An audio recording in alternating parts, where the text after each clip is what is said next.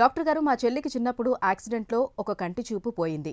ఇప్పుడు ఎవరైనా కన్ను దానం చేస్తే పూర్తిగా కంటి చూపు వచ్చే అవకాశం ఉందా? తెలియజేయండి అని అడుగుతున్నారు. ఈ ప్రశ్నకు డాక్టర్ గారి సమాధానం ఇప్పుడు తెలుసుకుందాం. జనరల్గా కంటి చూపు యాక్సిడెంట్ అవ్వడం వల్ల కంటి చూపు పోతే కనుక ఆ దెబ్బ ఎక్కడ యాక్సిడెంట్ దెబ్బ ఏ పార్ట్ ఆఫ్ ఆ ఐబాల్కి తగిలింది అనేది మనం పరీక్ష చేసి చూసుకోవాలండి. అది పైన మన నల్ల పొరకు కానీ మనకు కనిపించే రేంజ్లో అది ఏమైనా డ్యామేజ్ అయిందా, లేదా కంటి నరానికి డ్యామేజ్ అయిందా, ఏ కంటి రకరకాలు ఉంటుందండి. యాక్సిడెంటల్ ట్రామా అంటాము మనము. ఆ ట్రామా ఇంజురీస్ కంటి ఐబాల్ మీద రకరకాలుగా ఉంటాయి.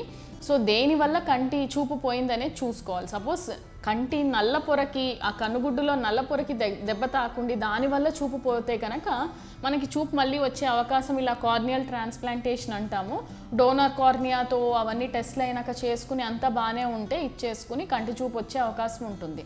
లేదా కంటి నరానికి తగిలింది, లేదా కంట్లో మనకి యాంగిల్ అని ఉంటుందన్నమాట. ఎక్కడైతే నీటి కాసులు జబ్బు అంటారు, గ్లకోమా అని, దేనివల్ల అయితే మనకి కంట్లో కూడా ఒక జెల్ ఫ్లూయిడ్ లాగా ఉంటుంది, అది ఫిల్టర్ అవుతూ ఉంటుంది. సో అది సరిగ్గా ఫిల్టరేషన్ లేకపోతే గ్లకోమా అనే జబ్బు వస్తుంది. అది యాంగిల్ అనమాట. కంట్లో ఆ యాంగిల్కి ఏమైనా దెబ్బ తగులుతాయి కూడా ఒక్కొక్కసారి చెప్పలేము. దేనివల్ల కంటి చూపు పోయిందో చూసుకోవాలి.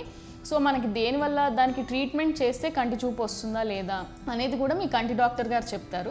కంటి నరానికి తగులుంటే కనుక చూపు మళ్ళీ రావడం చాలా కష్టం అండి.